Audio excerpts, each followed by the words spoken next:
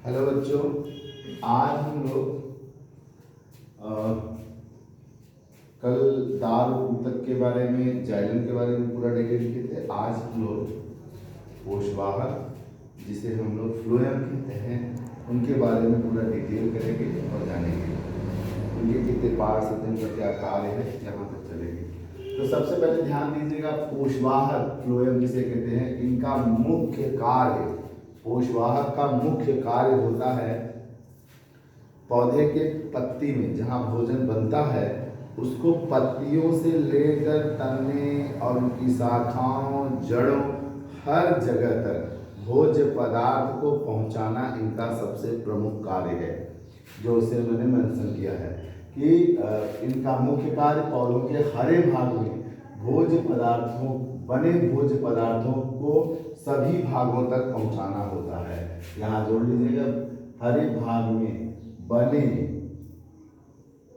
भोज्य पदार्थों को, यहाँ भोज्य पदार्थों को पौधे के सभी भागों तक पहुंचाना होता है। यह इनका एक प्रमुख कार्य है। दूसरा बताता है कि इनकी कोशिका भित्ति, इनकी कोशिका भित्ति भी कैसी होती है? दृढ़ होती है, मजबूत होती है, जिसका कारण लिग्निन होता है। जिसका कारण क्या होता है? लिग्निन। लिग्निन युक्त होने के कारण इनकी कोशिका भित्ति क्या हो जाती है? इनकी क्या हो जाती है? दृढ़ हो जाती है। अब कह रहा है कोषवाहक के कितने भाग होते हैं? कोषवाहक के कितने? 4 भाग होते हैं, जिसको हम लोगों ने लिखा है कि कोषवाहक के निम्न भाग होते हैं, या कोशिकाओं से, कोषवाहक 4 प्रकार की कोशिकाओं से मिलकर के बना होता है, यह भी कह सकते हैं। पहला है चालनीय अवयव। आप लोग जानते हैं जो गेहूं का पिसवाने पर आटा मिलता है, उसे जब हम चाल के ही रोटी बनाते हैं। चालते किस लिए हैं? उसकी भूसियाँ निकल जाए ना, इन सब के लिए। अगर छोटे मोटे कीड़े मकोड़े हैं तो वो भी निकल जाए, तो उसको देख करके ही हम लोग बनाते थे। चल उसमें देखिए जो चलनी होती है, चलनी में छोटे छोटे सूक्ष्म छिद्र बने रहते हैं। ज़्यादा बड़े बड़े छिद्र नहीं होते, हल्के होते हैं, इसीलिए कोई भी कीड़े मकोड़े होंगे वो फंस जाएंगे उसमें ना। और साथ में भूसी भी निकल आती है, भूसी जो गेहूं की छिलकी की बनी होती है। इस तरह से हमारा आटा सही हो जाता है। तो वैसे ही इसमें भी चालनी अवयव पाया जाता है, जिसमें अनेक सूक्ष्म छिद्र बने होते हैं। तो क्या कर रहा है? पहली बात ये सजीव और नलिका के समान होती है। चालनी अवयव किस कैसी होती है? सजीव होती है, नलिका के समान होती है, और इनके एक सिरे दूसरे से संबंधित होते हैं, जुड़े होते हैं। कोशिकाओं के बीच बीच में अनुपस्थित भित्तियों में अनेक छिद्र होते हैं, भी होते हैं। कोशिकाओं में बीच बीच में अनुप्रस्थ भित्तियों के पास अनेक सूक्ष्म छिद्र होते हैं जो छलनी के समान होते हैं। इसी कारण इन्हें हम चालनी पट्टिकाएं भी कहते हैं। इनके द्वारा कोशिकाओं में खाद्य पदार्थों का स्थानांतरण होता है। ये खाद्य पदार्थों के स्थानांतरण में सहायक होते हैं। अब आता है सखी कोशिकाएं, कंपेनियल सेल का। सखी माने मित्र, ठीक। सखा होता है पुरुष के लिए, सखी शब्द होता है स्त्रीलिंग में।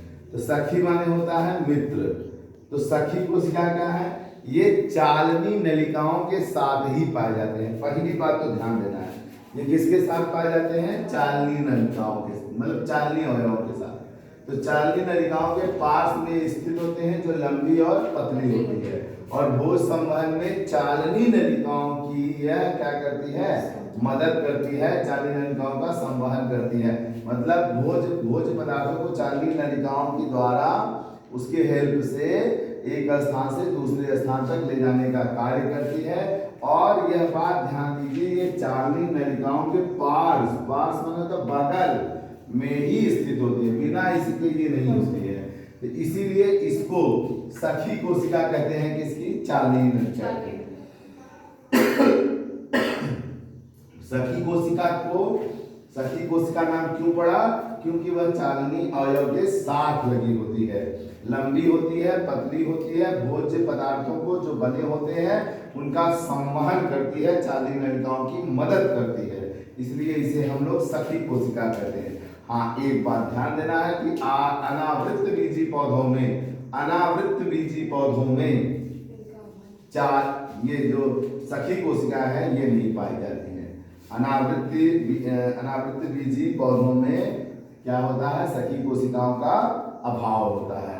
नेक्स्ट आता है फ्लोएम मृदुतक, फ्लोएम पैरेन्काइमा। ये कोशिकाएं लंबी चौड़ी और चालनी नलिकाओं के बीच बीच में स्थित होती हैं। ये कोशिकाएं कैसी होती हैं, तीसरी वाली फ्लोएम मृदुतक लंबी होती है, चौड़ी भी होती है और चालनी नलिकाओं के बीच बीच में स्थित होती है। यह भी भोजन के संवहन में सहायक होती है। अब आता है फ्लोएम तंतु, फ्लोएम फाइबर्स कहते हैं। यह दृढ़ोतक रेशे हैं जो पौधों को यांत्रिक सहायता प्रदान करते हैं, पौधों को मजबूती प्रदान करते हैं, खड़े रहने में मदद करते हैं, हवाओं के झोंके से टूटने से बचाते हैं।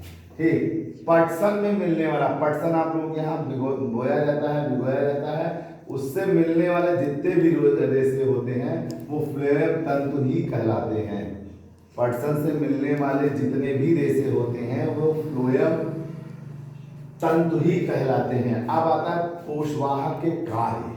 पोषवाहक के कार्य क्या है, सबसे पहली बात कि पेड़ पौधों का जो हरा भाग होगा, जो भी हरा भाग होगा, चाहे तना भी हो, उसमें क्या पाए जाते हैं, क्लोरोफिल सूर्य के प्रकाश की उपस्थिति में वातावरण से कार्बन डाइऑक्साइड लेते हैं, जड़ें जमीन से पानी और खनिज देती हैं और यह सब पानी खनिज CO2 पहुंचता है पत्तियों में, पत्तियां इनका लेकर के भोजन बनाती हैं और इनके भोजन बनाने के साथ में ऑक्सीजन भी निकलता है, ऊर्जा भी बनता है। इनके भोजन बनाने की इस प्रक्रिया को ही हम प्रकाश संश्लेषण, अंग्रेजी में फोटोसिंथेसिस कहते हैं।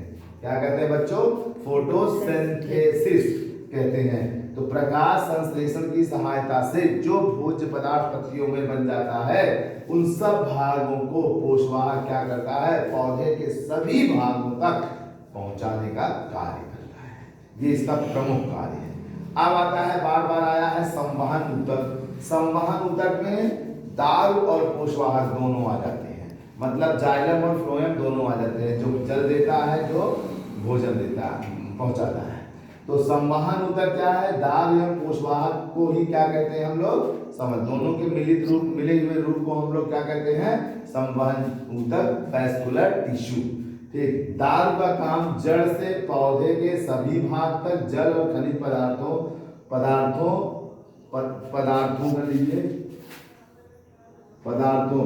तथा पोषवाहक पत्तियों में बने भोज्य पदार्थों का पौधे के सभी भागों तक स्थानांतरण करते हैं। मतलब दार जो है वो जल खनिज जड़ में पाया जाता है को पूरा खींचता है और पोषवाहक पत्तियों में भोजन बना रहता है। तो पोषवाहक क्या करेगा, पौधे के हर भाग तक भोजन पहुंचाएगा और दार माने जाइलम क्या करेगा, पानी ला करके सभी पत्तियों तक पहुंचाने का काम करते हैं। समझ में आया बच्चों? अगले वीडियो में हम आपको जाइलम और फ्लोएम में अंतर बताएंगे और उसी के साथ हमारा पादप का ऊतक खत्म हो जाएगा और शुरू होगा जंतु ऊतक थोड़ा बड़ा भी है। ठीक, तो उसे भी ध्यान से हम लोग सुनेंगे। जिसको जहाँ डाउट हो वो पूछ सकता है, बात कर सकता है। धन्यवाद बच्चों।